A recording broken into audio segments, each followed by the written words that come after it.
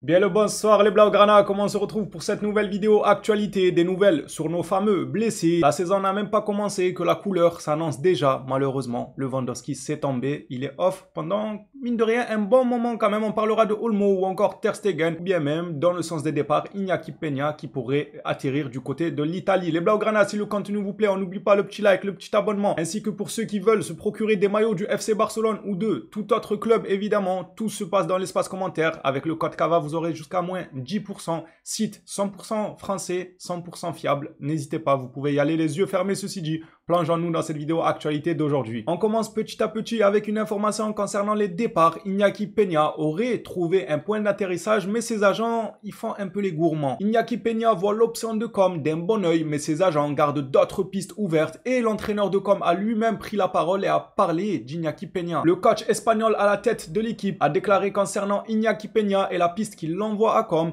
s'il y a une opportunité de marché, nous verrons. Il ne ferme clairement pas la porte, donc il y a négociation claire et nette entre com et le FC Barcelone pour Iñaki Peña. Le joueur commence à plutôt voir d'un bon oeil un atterrissage du côté de l'Italie. Maintenant, est-ce que ça se fera? Je pense que oui. Toutes les parties ont l'air d'accord. Même si on nous dit que ses agents gardent la porte ouverte, ça ne veut pas dire qu'ils vont forcément l'envoyer ailleurs. Ils gardent la porte ouverte, mais petit à petit, ils négocient avec com. Je pense qu'il va atterrir de ce côté-là. FF Polo nous rapporte que Ter Stegen a jeun, et c'est ça qui était dangereux. Apparemment, il n'a même pas pris le petit déjeuner, ni le dîner, ni le déjeuner, ce que vous voulez. Il a rien pris. Il est parti à jeun, les gars. Sous Ramadan, il est parti voir Ter Stegen. C'était dangereux. C'était dangereux et Ter Stegen, il a abdiqué directement. Il a proposé un café quand il est rentré. Laporta, il était là pour en découdre, pas pour prendre le petit déjeuner. Laporta s'est rendu au domicile de Ter Stegen pour discuter. Chelou un peu. Il est parti lui mettre un coup de pression. C'est là que le gardien a accepté de signer son rapport médical.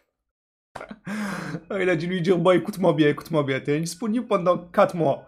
Si tu veux pas que je te brise encore plus le dos ou je te casse tes 2 jambes, tu vas vite signer ce rapport médical. J'ai pas déjeuné, j'ai rien mangé, là je suis à jeun, j'ai sauté du lit pour venir te voir directement à domicile pour ce rapport médical. Donc ne m'énerve pas. À Terre Café, il savait déjà à quoi s'attendre. Un Laporta à jeun, il ne faut pas le contrarier. C'est d'ailleurs pour ça qu'il lui a proposé un café, mais il n'a pas l'air très friand de ça. Bref, c'est bien que Laporta s'est déplacé en personne pour un coup de pression à Ter Stegen. C'est fou parce que ça a réellement marché. Bon, je rigole évidemment. Non à la violence. Ils ont juste discuté comme 2 personnes adultes et responsables. Les coéquipiers de Ter Stegen ont eux aussi discuté avec l'Allemand. Ferran Correa rapporte que certains joueurs sont intervenus et ont parlé à Terre Café, ce qui l'a amené à revenir sur sa décision. Ah bon, vous êtes sûr c'est pas le coup de pression de Laporta? Non, en vrai c'est un tout, c'est normal. Le gars il a vu que c'était perdu d'avance. Il allait s'engager sur un terrain très glissant et je pense qu'il aurait été au final en fin de compte le grand perdant dans cette histoire juste par ego, juste pour se dire non moi je signe pas, non moi je vais vous poser problème. Ok,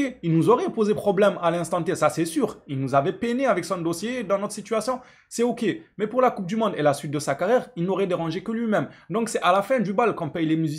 À la fin de cette histoire, on aurait pu discuter avec Ter Stegen et ça aurait été le grand perdant. Heureusement qu'il est revenu à la table des discussions. Et maintenant qu'il est de retour à la table des discussions, le Barça a bel et bien pu envoyer son dossier médical à la Liga. Mundo Deportivo écrit que le Barça a envoyé le rapport médical de Ter Café à la Liga et attend le début de cette semaine pour savoir s'il sera absent 4 ou 5 mois. Peu importe, tant que c'est plus de 3 mois, à minimum de 4 mois il me semble, on pourra utiliser un certain montant de son salaire, c'est déjà très bien. Après qu'il soit pas là 4 ou 5 mois, j'ai envie de vous dire, ça me fait une belle jambe. On s'en fout un peu quoi, voire même littéralement. Restons avec le journal Mundo Deportivo qui nous parle de Dani Olmo et sa blessure. Des nouvelles du joueur aujourd'hui, il s'est entraîné mais en solitaire, en loup solitaire. Il n'a pas fait l'entraînement mélangé avec ses coéquipiers suite à la surcharge musculaire ou une gêne musculaire. Je sais plus quelle est l'exactitude de cette blessure là. Encore pour Dani Olmo, encore lui. En espérant que c'est la première et la dernière pour cette saison, même si ça m'étonnerait, mais c'est tout ce qu'on lui souhaite, qu'il nous revient rapidement. Concernant Olmo, c'est déjà bien qu'il puisse s'entraîner en solitaire, seulement Lewandowski, lui, n'a pas la même chance, il ne s'entraîne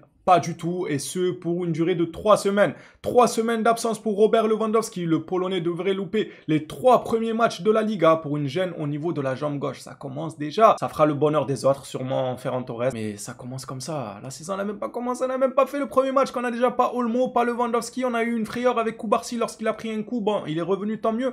Mais on s'est fait quand même une petite frayeur. Pareil avec Fermin, blessé, pas blessé, surcharge musculaire. Je vois beaucoup de joueurs avoir des surcharges musculaires et je pense que c'est dû à la nature de l'entraînement. Je pense pas que c'est alarmant. Au contraire, ils ont choqué tout ce qui est côté corporel, muscles, etc. une bonne fois pour toutes. Et après, ça y est, leur corps, il va envoyer du tonnerre en début de saison. C'est tout à fait normal qu'avec une pré-saison très dure, on connaît la méthode de Flick à l'entraînement, il épargne personne, il est très difficile dans ses entraînements et ça porte ses fruits sur le terrain. L'énergie que dépensent les joueurs est juste oufissime. Donc c'est normal qu'ils ont tous ce genre de coup de mou après une pré-saison aussi intense, une petite fragilité, un petit signal d'alarme du corps, mais je pense que ce n'est rien d'alarmant. À titre personnel, à part pour Lewandowski, lui c'est l'âge qui ne l'aide pas non plus. 37 ans, il va quand même. Changeant de journal et lisant Sport maintenant, le Barça pourrait prolonger Andrés Christensen d'une saison supplémentaire. Comment ça, pourrait? On n'est plus au stade de pourrait, on est au stade de il faut le prolonger. On risque non seulement de le perdre gratuitement l'année prochaine, en plus de ça, tu ne grattes rien du tout sur son départ. Mais tu vas recruter comment? Déjà qu'on a du mal à recruter et inscrire. Si par-dessus tout, tu rajoutes des Christensen qui partent libres, on va pas s'en sortir. Donc c'est une obligation de le prolonger au minimum d'une saison, histoire de voir selon sa santé, etc. Au minimum d'une à 2 saisons, moi j'accepterai les yeux fermés. Sport et le dossier Frenkie de Jong. De Jong va bientôt renouveler son contrat avec le Barça jusqu'en 2029. J'ai l'impression qu'on nous dit ça depuis 1985, qu'il va prolonger. On a compris, on peut passer à la vitesse supérieure. Il se sent très important à Barcelone. Flick est content de lui et Frenkie veut vivre toute sa vie à Barcelone. Quand même les gars, faut toujours mettre en avant la qualité de vie à Barcelone. Ce genre de ville où il fait bon vivre, ça change tout pour un club. On a la chance en vrai de suivre un club comme Barcelone, de par son côté légendaire ou son attractivité au niveau sportif et tout ce qu'ils ont pu accomplir par le passé, ou encore la qualité de vie à Barcelone. C'est une ville touristique, les joueurs ils y viennent parce qu'ils savent qu'ils vont passer du bon temps, qu'il fait beau et ça joue beaucoup. En réalité, je ne vois pas quel défaut à Barcelone, à vrai dire. Sportivement, historiquement, qualité de vie, ADN de jeu, la Masia, que des qualités. Pour mettre fin à cette vidéo actualité, il n'y avait pas beaucoup d'informations, mais on fait avec ce qu'on a. Pedri a déclaré qu'il aimerait remporter le Ballon d'Or. Le Ballon d'Or revient souvent aux attaquants, mais le prix de Rodri montre que le rôle des milieux de terrain devrait être davantage valorisé. Alors pourquoi ne pourrais-je pas rêver de le gagner un jour? Pedri, tu as ma parole que tu vas le gagner un jour. Et plutôt que ce que tu penses, moi, je pense, si le Barça enchaîne et qu'ils arrivent à rentrer dans une ère où ils font une domination totale, comme par le passé, sur la sphère footballistique, il n'y a pas de raison que Pedri ne va pas chercher un ballon d'or sous maximum 3 saisons. 2-3 saisons, il l'a si on arrache les trophées. On continue à proposer un football aussi alléchant que ça. Il n'y a pas de raison, Pedri, tu as tout pour toi. Tu commences à être régulier, ça fait depuis un moment qu'on te connaît au plus haut niveau à Barcelone, que tu confirmes saison après saison l'étendue de ton talent. Il continuera à le faire. Ça ne me semble pas déconnant, Pedri, Ballon d'Or, et j'imagine que c'est pareil pour vous. Les Blaugrana, ça sera tout pour cette vidéo actualité. Merci pour votre soutien. On s'attrape à la prochaine. D'ici là, prenez soin de vous les phénomènes.